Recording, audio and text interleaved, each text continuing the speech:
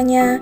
Pada video kali ini kami dari kelompok 5 akan membahas tentang teori kontingensi dengan dosen pengampu Dr. Nova Mardiana SEMM. Dan berikut anggota dari kelompok 5. Gaya kepemimpinan situasional cukup menarik di era saat ini, karena pemimpin dengan gaya ini akan selalu berusaha menyesuaikan dengan situasi dan kondisi organisasi, serta bersifat fleksibel dalam beradaptasi atau menyesuaikan dengan kematangan bawahan dan lingkungan kerjanya. Hal itu sesuai dengan kondisi dan situasi saat ini yang menuntut pemimpin harus bersifat akomodatif dan aspiratif terhadap lingkungan kerjanya. Definisi kepemimpinan situasional adalah a leadership contingency theory that focuses on follower readiness or maturity. Inti dari teori kepemimpinan situasional adalah bahwa gaya kepemimpinan seorang pemimpin akan berbeda-beda tergantung dari tingkat kesiapan para pengikutnya. Ada 3 keterampilan pemimpin situasional. Keterampilan analisis, keterampilan yang harus dimiliki seorang manajer dalam melakukan evaluasi atau penilaian kinerja bawahan semakin baik atau semakin buruk dibandingkan kinerja sebelumnya. Kalau kinerja karyawan cenderung menurun, maka seorang manajer harus mampu memberikan dorongan atau motivasi yang tepat agar mereka dapat melaksanakan tugas dengan baik. Kedua, keterampilan fleksibilitas, yaitu keterampilan yang harus dimiliki seorang pemimpin dalam menerapkan gaya kepemimpinan directing. Perkembangan yang terjadi menunjukkan bahwa semangat kerja karyawan menjadi semakin baik. Rasa tanggung jawab mulai tumbuh dan mereka dapat bekerja secara mandiri, sehingga dapat diterapkan gaya kepemimpinan delegating. Keterampilan komunikasi, yaitu keterampilan yang harus dimiliki seorang pemimpin untuk menyampaikan ide atau gagasan kepada karyawan, termasuk bagaimana ia harus menjelaskan perubahan gaya kepemimpinan kepada bawahannya. Yang terpenting adalah bagaimana mengkomunikasikan ide atau gagasan tersebut dengan jelas dan mudah dipahami dengan baik oleh karyawan, sehingga dapat dihindarkan kesalahpahaman dalam berkomunikasi. Teori Fiedler.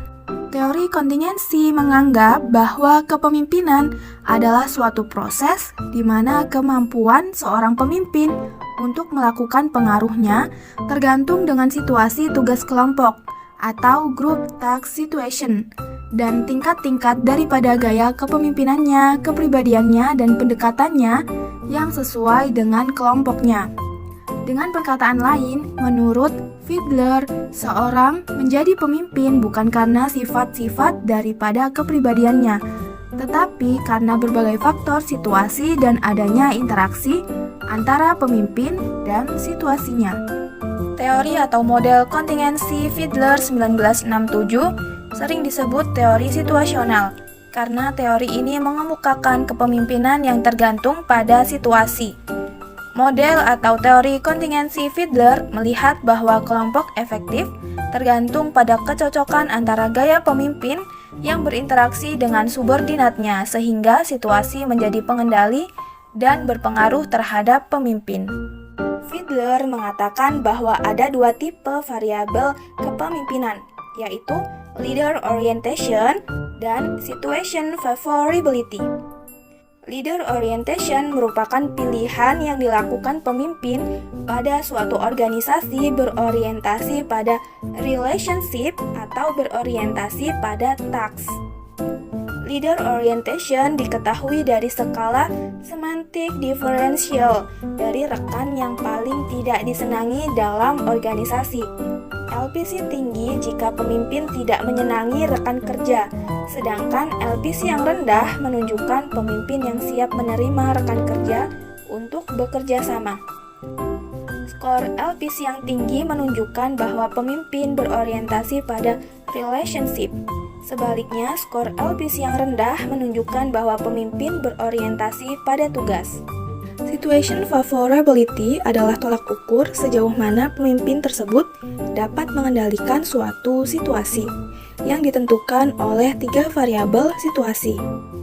Tiga aspek situasi yang dipertimbangkan meliputi: yang pertama, hubungan pemimpin-anggota adalah batasan di mana pemimpin memiliki dukungan dan kesetiaan dari para bawahan. Pemimpin mempengaruhi kelompok dan kondisi di mana ia dapat melakukan begitu. Seorang pemimpin yang diterima oleh anggota kelompok adalah dalam situasi yang lebih menguntungkan daripada orang yang tidak. Yang kedua, kekuasaan posisi, yaitu batasan di mana pemimpin memiliki kewenangan untuk mengevaluasi kinerja bawahan dan memberikan penghargaan serta hukuman. Yang ketiga yaitu struktur tugas, batasan di mana terdapat standar prosedur operasi untuk menyelesaikan tugas, sebuah gambaran rinci dari produk atau jasa yang telah jadi, dan indikator objektif mengenai seberapa baiknya tugas itu dilaksanakan. Teori 4 Goal. Teori 4 Goal adalah suatu model kontingensi kepemimpinan yang dikembangkan oleh Robert House, yang menyaring elemen-elemen dari penelitian Ohio State tentang kepemimpinan pada initiating structure dan consideration serta teori pengharapan motivasi. Dasar dari teori ini adalah bahwa merupakan tugas pemimpin untuk membantu anggotanya dalam mencapai tujuan mereka dan untuk memberi arah dan dukungan atau keduanya yang dibutuhkan untuk menjamin tujuan mereka sesuai dengan tujuan kelompok atau organisasi secara keseluruhan. Istilah path goal ini datang dari keyakinan bahwa pemimpin yang efektif memperjelas jalur untuk membantu anggotanya dari awal sampai ke pencapaian tujuan mereka dan menciptakan penelusuran di sepanjang jalur yang lebih mudah dengan mengurangi hambatan dan pitfalls. Robbins 2002. Menurut teori path goal, suatu perilaku pemimpin dapat diterima oleh bawahan pada tingkatan yang ditinjau oleh mereka sebagai sebuah sumber kepuasan saat itu atau masa mendatang. Perilaku pemimpin akan memberikan motivasi sepanjang 1. Membuat bawahan merasa butuh kepuasan dalam pencapaian kinerja yang efektif, dan 2. Menyediakan ajaran, arahan, dukungan, dan penghargaan yang diperlukan dalam kinerja efektif. Robbins 2002. Untuk pengujian pernyataan ini, Robertos mengenali 4 perilaku pemimpin. Pemimpin yang berkarakter directive leader, supportive leader, participative leader, dan achievement-oriented leader. Berlawanan dengan pandangan Fiedler tentang perilaku pemimpin, House berasumsi bahwa pemimpin itu bersifat fleksibel. Teori path goal mengimplikasikan bahwa pemimpin yang sama mampu menjalankan beberapa atau keseluruhan perilaku yang bergantung pada situasi. Model kepemimpinan path goal berusaha meramalkan efektivitas kepemimpinan dalam berbagai situasi. Menurut model ini, pemimpin menjadi efektif karena pengaruh motivasi mereka yang positif, kemampuan untuk melaksanakan, dan kepuasan pengikutnya. Model path goal menjelaskan bagaimana seorang pimpinan dapat memudahkan bawahan melaksanakan tugas dengan menunjukkan bagaimana prestasi mereka dapat digunakan sebagai alat mencapai hasil yang mereka inginkan. Teori pengharapan atau ekspektansi teori menjelaskan bagaimana sikap dan perilaku individu dipengaruhi oleh hubungan antara usaha dan prestasi atau path goal. Dengan valensi dari hasil atau goal effectiveness, individu akan memperoleh kepuasan dan produktif ketika melihat adanya hubungan kuat antara usaha dan prestasi yang mereka lakukan dengan hasil yang mereka capai dengan nilai tinggi.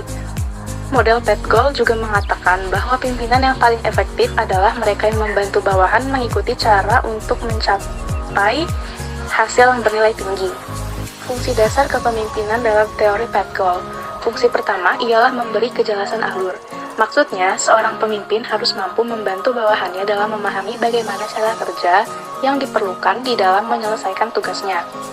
Fungsi kedua adalah meningkatkan jumlah hasil atau reward bawahannya dengan memberi dukungan dan perhatian terhadap kebutuhan pribadi mereka. Kemudian ada gaya kepemimpinan dalam teori path goal. 1. Kepemimpinan pengarah, directive leadership. Pemimpin memberitahukan kepada bawahan apa yang diharapkan dari mereka, memberikan jadwal kerja yang harus disesuaikan dan standar kerja, serta memberikan bimbingan atau arahan secara spesifik tentang cara-cara menyelesaikan tugas tersebut, termasuk di dalamnya aspek perencanaan, organisasi, koordinasi, dan pengawasan. Each one of you will spend time every day with a teammate of a different race. You will learn about him and his family, his likes, his dislikes. You'll report back to me until you meet every one of your teammates. Until that time, we go to 3-a-day practices. You continue to ignore each other, we'll go to 4-a-day practices. Now, is there any part of this that you don't understand?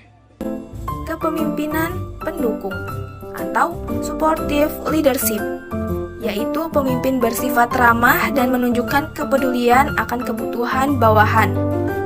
Ia juga memperlakukan semua bawahan sama dan menunjukkan tentang keberadaan mereka, status, dan kebutuhan-kebutuhan pribadi sebagai usaha untuk mengembangkan hubungan interpersonal yang menyenangkan di antara anggota kelompok.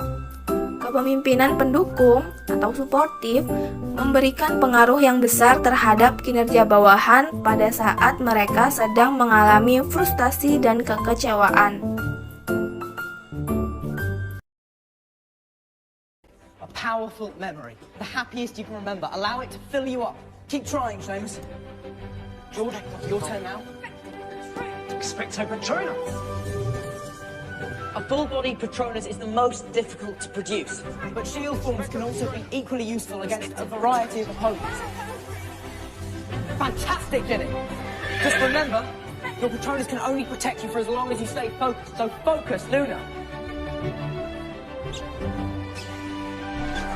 Think of the happiest thing you can. Expecto Patronus.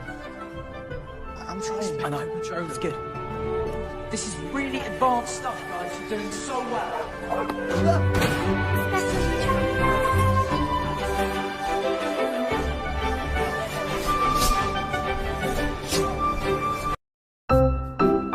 Tiga, kepemimpinan partisipatif atau participative leadership.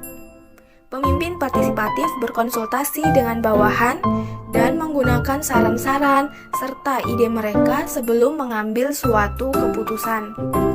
Kepemimpinan partisipatif dapat meningkatkan motivasi kerja bawahan. Keempat, kepemimpinan berorientasi prestasi atau achievement-oriented leadership, yaitu gaya kepemimpinan di mana pemimpin menetapkan tujuan yang menantang dan mengharapkan bawahan untuk berprestasi semaksimal mungkin serta terus-menerus mencari pengembangan prestasi dalam proses pencapaian tujuan tersebut. Does anybody know why we're here? Well, good morning. I want to do something pretty rare for a surgeon. I'm going to ask interns for help. I've got this kid, Katie Bryce. Right now, she's a mystery. She doesn't respond to her meds. Her labs are clean, scans are pure, but she's having seizures, grand mal seizures with no visible cause. She's a ticking clock. She's going to die if I don't make a diagnosis, which is where you come in. I can't do it alone. I need your extra minds. Kemudian ada faktor situasional dalam teori Padgul. Yang pertama, karakteristik bawahan. Pada faktor situasional ini, teori Padgul memberikan penilaian bahwa perilaku pemimpin akan bisa diterima oleh bawahan jika para bawahan melihat perilaku tersebut akan merupakan sumber yang segera bisa memberikan kepuasan atau sebagai situasi instrumen bagi kepuasan-kepuasan masa depan. Karakteristik bawahan mencangkup 3 hal, yakni letak kendali, locus of control, kesediaan untuk menerima pengaruh atau authoritarianism, dan kemampuan atau abilities. Yang kedua, karakteristik lingkungan. Pada faktor situasional ini, Padgul menyatakan bahwa perilaku pemimpin akan menjadi faktor motivasi terhadap para bawahan jika perilaku tersebut akan memuaskan kebutuhan bawahan, sehingga akan memungkinkan tercapainya efektivitas dalam pelaksanaan kerja. 2. Perilaku tersebut merupakan komplimen dari lingkungan para bawahan yang dapat berupa pemberian latihan, dukungan, dan penghargaan yang diperlukan untuk mengidentifikasikan pelaksanaan kerja. Karakteristik lingkungan terdiri dari 3 hal, yaitu 1. Struktur tugas. Struktur kerja yang tinggi akan mengurangi kebutuhan kepemimpinan yang direktif. 2. Wewenang formal. Kepemimpinan yang direktif akan lebih berhasil dibandingkan dengan partisipasi bagi organisasi dengan struktur wewenang formal yang tinggi. 3. Kelompok kerja.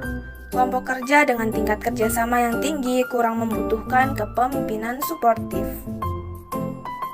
Terakhir yaitu kesimpulan dari teori kontingensi. Kepemimpinan kontingensi adalah keadaan yang tidak dapat ditebak pada waktu tertentu yang bisa saja mengendurkan niat untuk berproduktif dalam bekerja. Oleh karena itu, sebagai pemimpin haruslah dinamis dan tanggap pada setiap keadaan yang ditemui. Kontingensi adalah bentuk rencana yang tidak ada dalam tahap perencanaan, namun telah diprediksi atau diperkirakan tentang apa yang akan dilakukan oleh pemimpin. Sama halnya dalam sebuah pekerjaan, ada beberapa hal yang seharusnya dapat dikendalikan, tetapi saat itu pula harus butuh kekuatan lain agar semuanya dapat terkendali. Pembahasan materi teori kontingensi dan teori 4 goal pada video ini kita cukupkan sampai di sini. Terima kasih sudah menonton sampai selesai. Semoga video ini bermanfaat and see you. Bye.